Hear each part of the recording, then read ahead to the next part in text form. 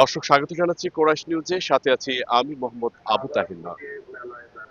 বাংলা ভাষার পাঠকদের অমর একুশে বইমেলা দারুণভাবে জমে উঠেছে। একুশে বইমেলায় ইতিমধ্যে পাঠকদের দারুণ ভিড় লক্ষ্য করা যাচ্ছে। পাঠক, লেখক এবং প্রকাশক সব মিলিয়ে জমে উঠেছে অমর একুশে বইমেলা। চলুন আমরা ক্রেতা এবং বিক্রেতা সবার সাথে কথা বলি।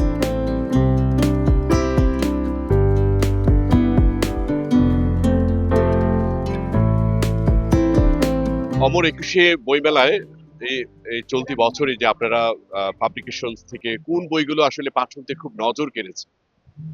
পাঠকদের পাঠকদের নজর কাড়ার মতো বই হচ্ছে কোরআনের আলোকে নারী। এই বইটা মানে যে বই কেনার নিয়তে এসেছে সবাই বইটা নিয়ে গেছে। ইভেন এই যে একটু আগে যে বইটা দেখলেন, নিজেকে বদলাতে হবে, এই বইটা প্রচুর সেল হয়েছে। আরেকটা বই দেখাচ্ছি, সত্য চির সুন্দর, আত্ম উন্নয়নমূলক বই। বইটা অনেক সেল হয়েছে এই বই মেলাতে। জি, অনেক বই সেল হচ্ছে অন্য দিনের তুলনায়, যেমন ভ্যালেন্টাইন্স ডে, পহেলা ফাল্গুন আর মানে শবে বরাত, সেই ক্ষেত্রে আরো শুক্রবার আছে।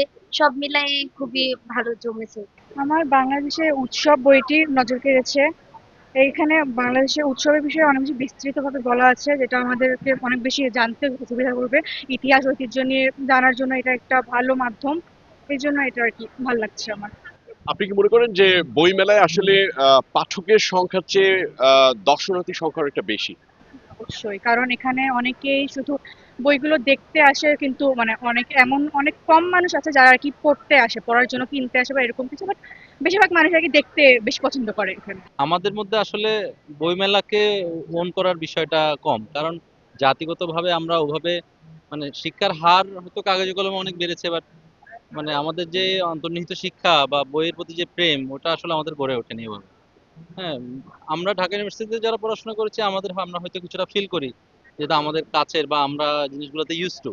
বাট বাইরের থেকে যারা আসে তারা জিনিসটাকে একটা ফেস্টিভ মনে করে, জাস্ট যে আমরা বইমেলায় ঘুরতে যাব। সেই জন্য আসলে আমাদেরকে ওই সত্যিকারের শিক্ষাটা যতদিন না আমাদের অর্জন হবে, বই কেনার প্রতি ওই আগ্রহটা আসলে সৃষ্টি হবে না। বই যারা কিনে, যারা পড়ে, তারা অবশ্যই মেধাবী হয় আর অনেক বুদ্ধিমতী হয়। আর আমি একটা বই কিনলাম, নিজেকে বদলাতে হবে।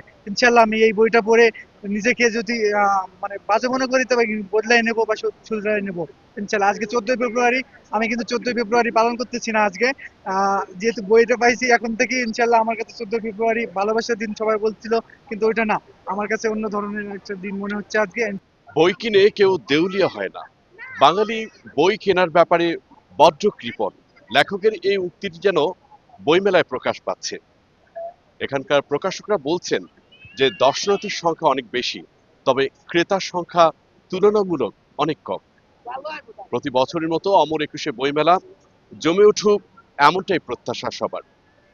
আবু তাহির নয়ন, কোরাইশ নিউজ, ঢাকা।